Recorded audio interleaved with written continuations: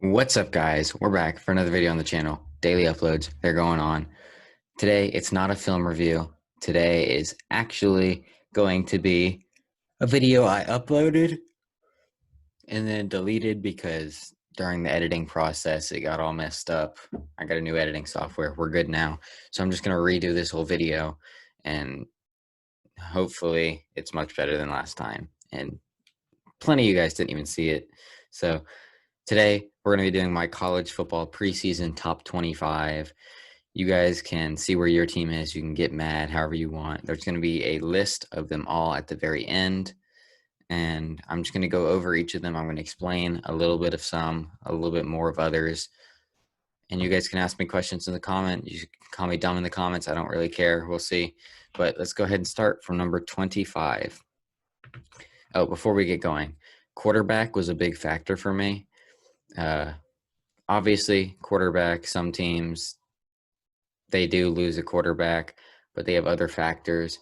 And I just might think the quarterback they had before wasn't that important, but we'll get into it. Number 25, Oklahoma State. They've got a quarterback who's returning. They've got solid stuff. They just lost one of their best receivers to the draft. They lost some other guys. They lost Chuba Hubbard, I think it is, not Chuba Hubbard. Chuba Hubbard. They lost their best weapon was Chuba, and he kind of carried that entire team. But they do have a quarterback who he's going to have to carry the load. We'll see how he does this year. But they got an overall solid team. I think they deserve to crack the top 25. They were doing really good, and then they choked down the stretch the last season. 24, Arizona State. They also have a good quarterback who is going to probably be drafted this next year. Who knows where? Depends on how he plays this year. But they got a solid quarterback. Outside of that, they got a decent team. We'll see how that goes. They play in division, but we'll move on. 23, we got Louisiana, the Raging Cajuns. They finished well last year. They didn't really lose anybody important, so I think they deserve to be in the top 25, so I'm putting them down here. 22, Wisconsin. Wisconsin's interesting because I have them low because I need to see it to believe it. They have the talent. They have a really good roster. They have Graham Mertz, who his first game, he killed it. They absolutely went off. They blew out their competition. But then COVID hit them badly. They were one of the most – COVID affected them last year more than anybody else. So it's hard to make a full opinion on Graham Mertz yet. He could be a good quarterback. Who knows? He's shown sparks. He's also shown very low moments. They've got good weapons. They've got a good defense. They got a good team. They're in the Big Ten. And they could be good. They could be very good. It's just I need to see it before I believe it, but they do have a good roster. And COVID did affect them badly last year, so it would not surprise me if they do much better this year than they were last year. So I have Wisconsin at number 22, and they could very well be higher in the future. 21, same deal, LSU. LSU, they have a really, really good roster. They recruit well every year. They've got good talent. They've got Kayshon Boutte, a wide receiver, true freshman last year who went insane towards the end of the year, who he could be like Jamar Chase in the future potentially. They have Max Johnson, who looked pretty good. He killed Florida.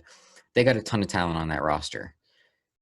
I just need to see it to believe it. I need to see Max Johnson continuously play well. I need to see that whole team play well together. Again, it's not COVID year.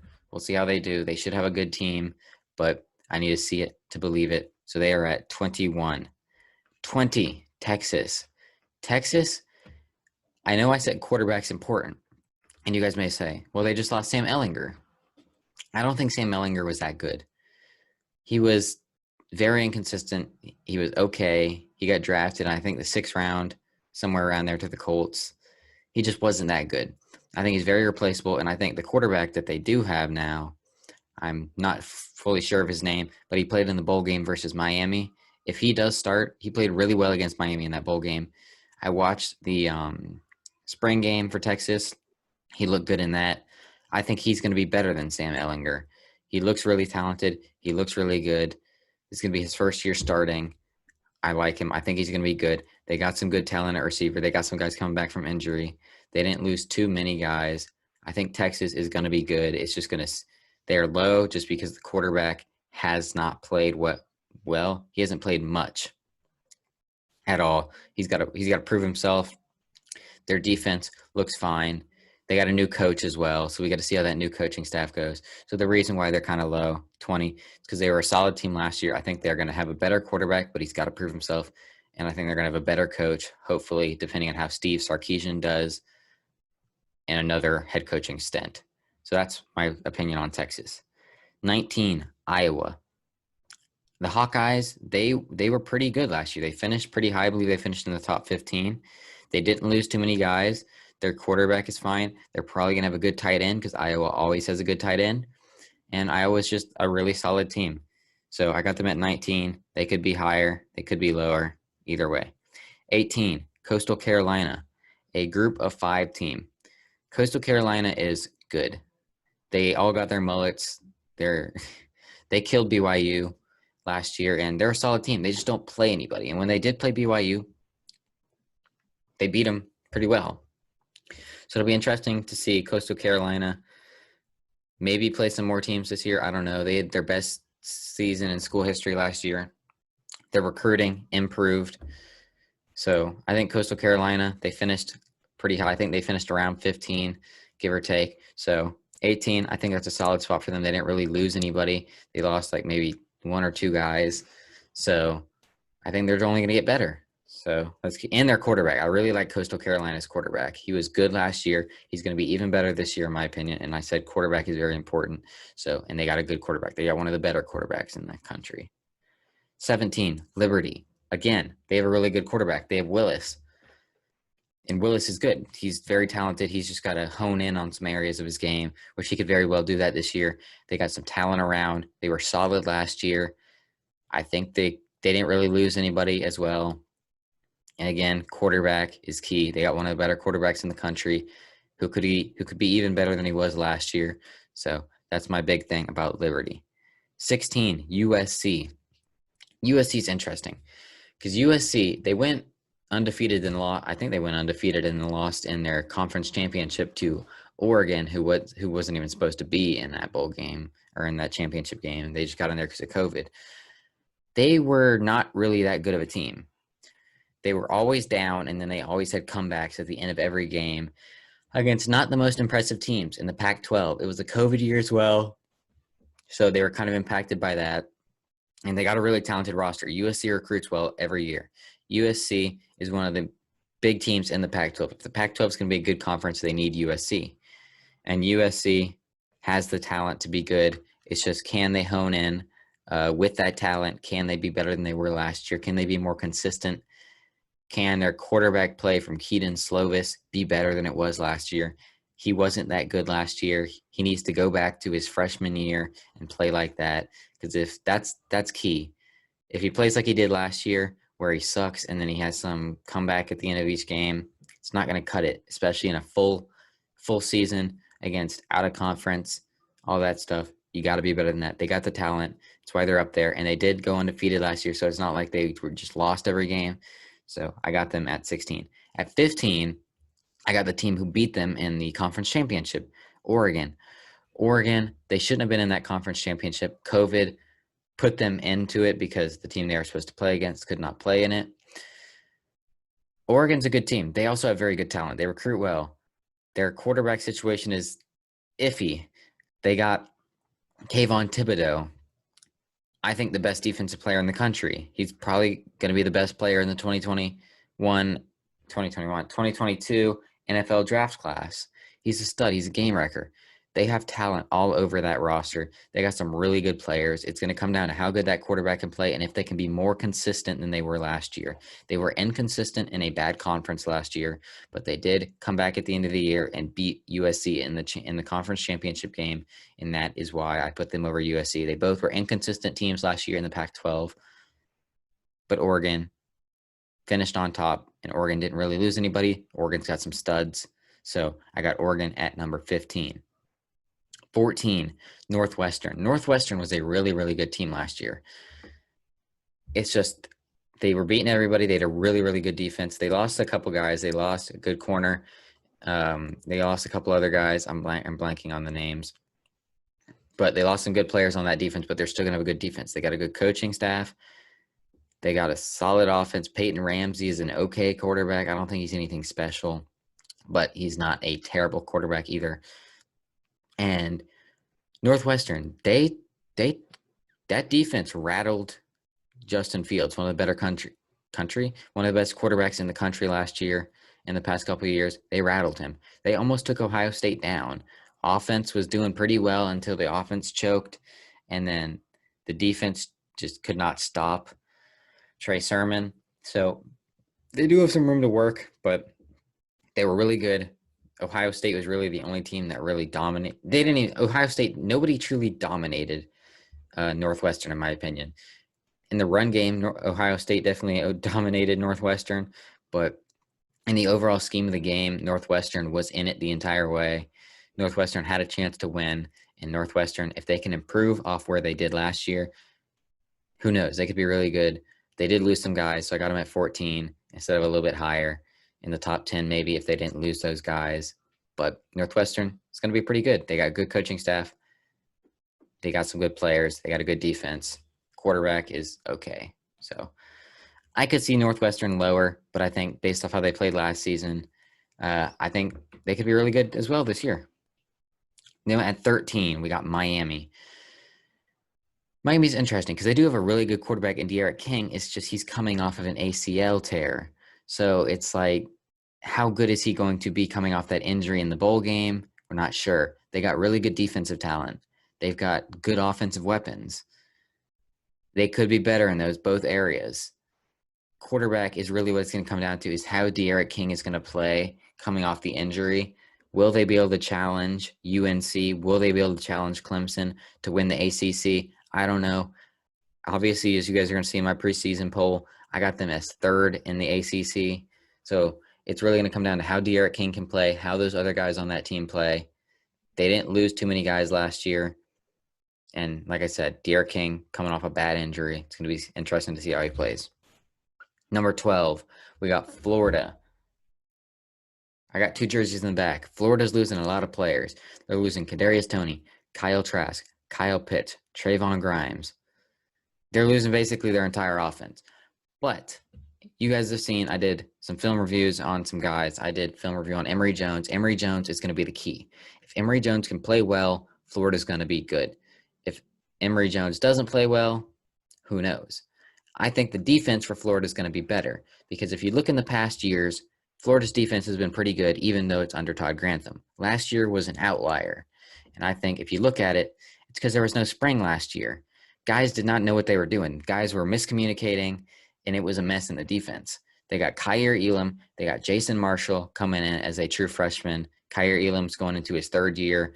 It's going to be his last year with Florida before he goes to the NFL draft, and he's a stud. He's getting better every year. They got Ventrell Miller. They got Brenton Cox. They got Zachary Carter. They've got some good defensive talent, and I think the defense is going to be better than it was. Will it be an elite defense? I don't know. But will it be better than it was as one of the worst in the country?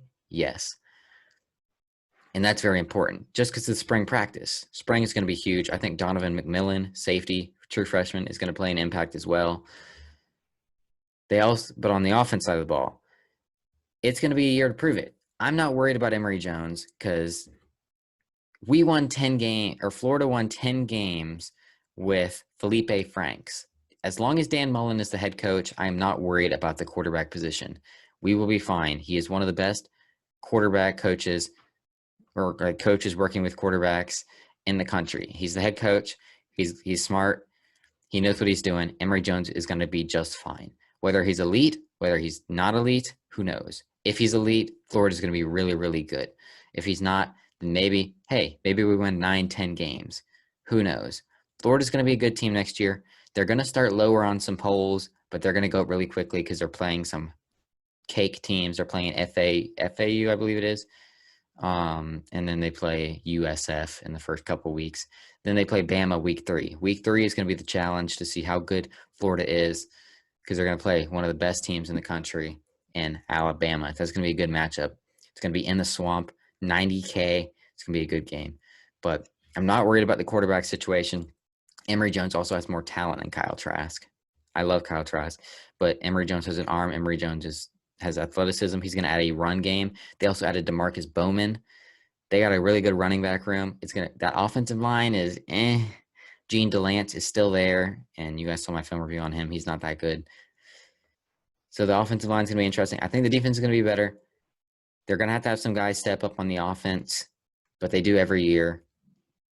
They lost a bunch of guys in 2019 to 2020, and then Kadarius Toney stepped up. Trayvon Grimes stepped up. They had guys step up. Guys will step up again. We'll see how it goes. I think Florida's going to be pretty good, but they got to start at number 12. Number 11, Notre Dame. Notre Dame is losing Ian Book. That's not the biggest issue for me. I think Ian Book is replaceable. I don't think Ian Book is that good. He's the most winningest quarterback in Notre Dame history, though, if you want to go into that. I'm not worried about them losing Ian Book. I think they'll be fine. The quarterbacks, though, that I looked at in their spring game were not that good. I don't think they're that good. So they're in a bit of an interesting spot at quarterback, but the biggest thing for me is they lost that entire offensive line except for one guy. They had the best offensive line in the country last year, and it was filled with seniors. All of them were seniors, and they all just got drafted. Liam Eichenberg, their guards got drafted.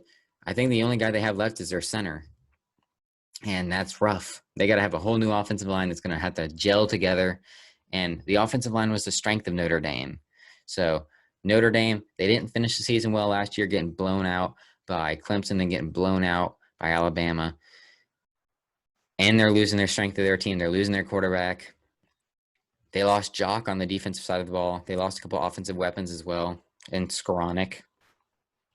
So we'll see how they do. Had to drop them a little bit to number 11. They could be lower. I don't really think they could be higher. Number 10, Indiana. Indiana was a good team last year. They got a really good head coach. They got a good quarterback if he can stay healthy. Michael Penix, he's a stud as a quarterback if he can stay healthy. I think he's gotten hurt every single year. He's got to stay healthy if they want to be successful. They were a good team. They challenged Ohio State. Defense has got to be better. Offense needs to be better. Penix needs to stay healthy. They got the talent, though. They got the coaching staff. They got the quarterback if he can stay healthy. Indiana's going to be good. Top 10, number 10, Indiana. Number 9, UNC. UNC has arguably one of the best quarterbacks in the country. They got Sam Howell, who's like Baker Mayfield to me. We'll get into that stuff when the draft gets closer, but he's basically Baker Mayfield. He's a really good quarterback, but the thing is, they lost Michael Carter, Javonte Williams. They lost both of their running backs. Their running game was the strength of UNC. They lost Diami Brown. They lost Az Newsome. They lost a lot of guys on that offense that surround Sam Howell. Sam Howell, the quarterback, the most important position, is going to stay there, though. So I think they'll be able to figure it out with whoever they got.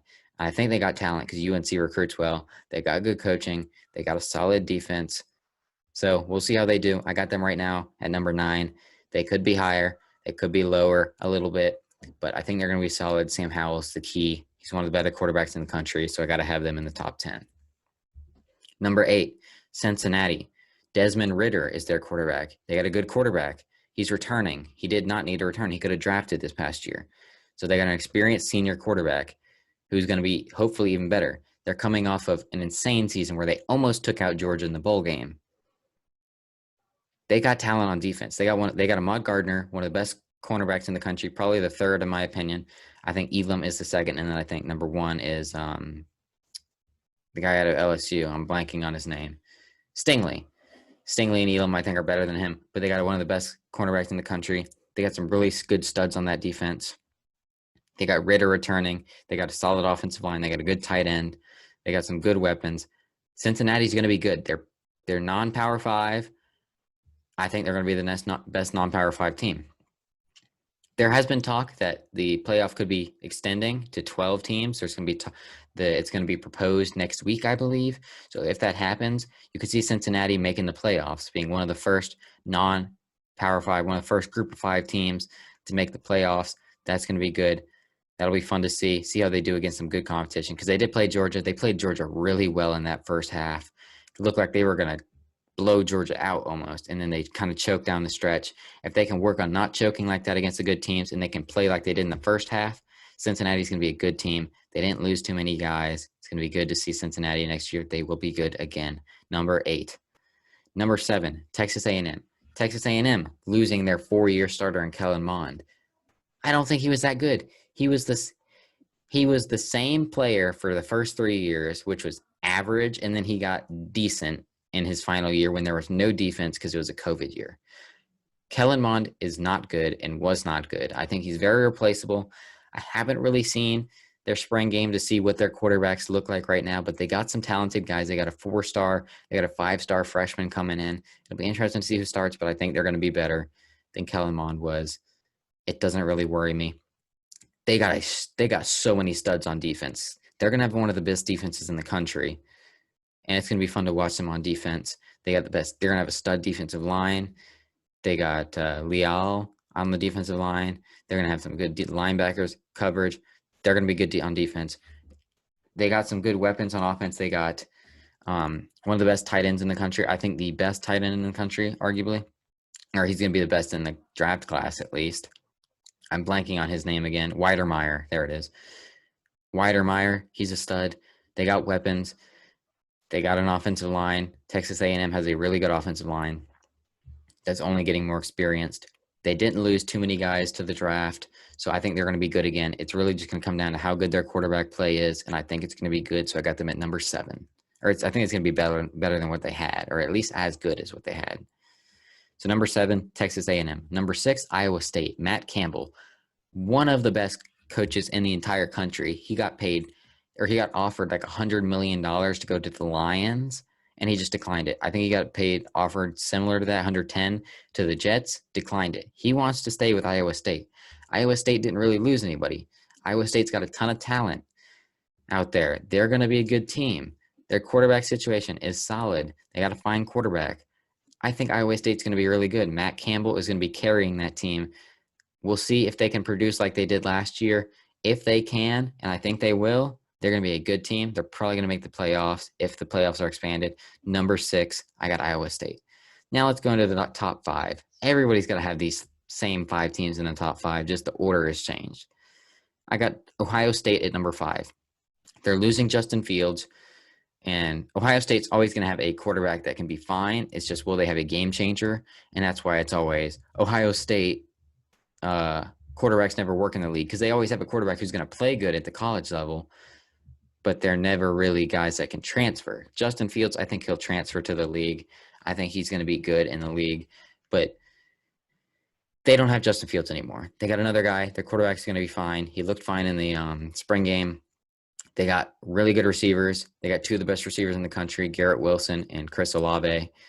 They got a fine defense. The defense is going to be key on how good they are, and I think their defense being where it is going to be why they're at number 5, and their new quarterback is also why they're at 5 instead of higher.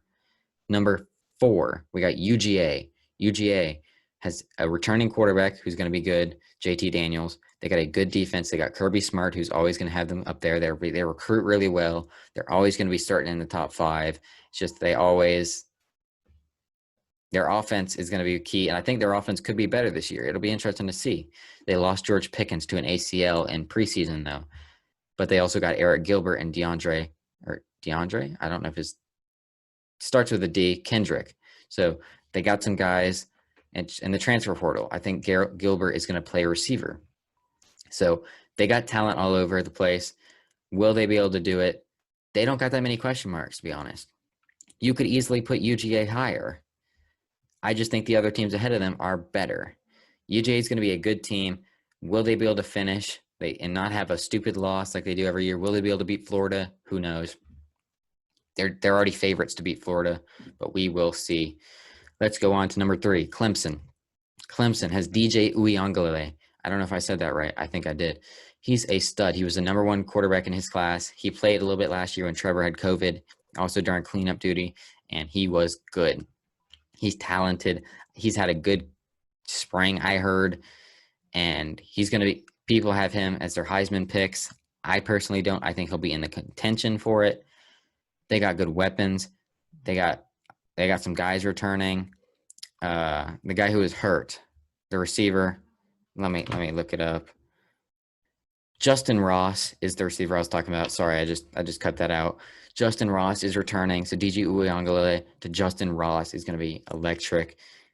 They're going to be good. Their defense, they're returning almost every single defensive starter. I think the only one they're losing is Kendrick because he got kicked off the team and now he's at Georgia. They're going to be good. It'll be interesting to see them play Georgia week 1. I got Clemson at 3, Georgia at 4. I think Clemson's going to win that game, but Georgia could very easily win that game and change the tides of the entire season for both teams. It'll be crazy to see. It'll be fun to see. Can't wait to watch it. But let's go on to number 2. Number 2 for me is Oklahoma. I know a lot of people have Oklahoma at 1 because Oklahoma did not lose anybody. Their defense is getting better. Finally, they're going to have a really, really good defense that could actually win a championship. They have Spencer Rattler, who is going into another year. He's experienced now. He's one of the best, if not the best quarterback in the country. They have weapons all over that offense. They have a good offensive line. They have a fantastic coach and Spencer Riley. Lincoln Riley, not Spencer Riley. Lincoln Riley. Oklahoma is going to be good, and they could contend for a championship.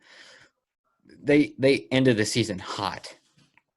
They had those first couple bad losses, and then they got really hot and beat everybody. Then they blew Florida out. Florida didn't really have their team, but that's besides the point.